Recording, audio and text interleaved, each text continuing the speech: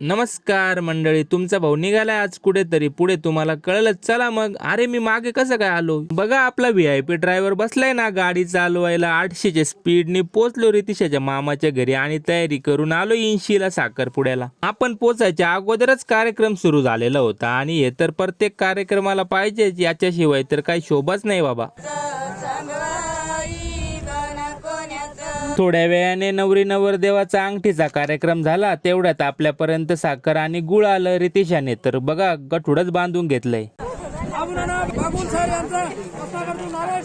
तुमच्याकडे पण ही प्रथा आहे का? कमेंट करून नक्की सांगा बरं का मंडळी. त्यानंतर सगळे पाहुणे उठले आणि आपली मंडळी तर पहिल्याच पंक्तीला बसली ना जेवणाला. मग थोड्या वेळाने सगळ्यांचं जेवण उरकलं आणि आपला पण नवरी नवरदेवासोबत फोटो काढायचा नंबर लागला. त्यानंतर लगेचच निघालो घरी आणि रस्त्यातच आपल्याला योगायोगाने बबलू भाऊ भेटले. चला तर मग त्याची भेट घेतोय. तोपर्यंत तुम्ही ID ला फॉलो करून घ्या. भेटूया उद्याच्या व्लॉग मध्ये मंडळी.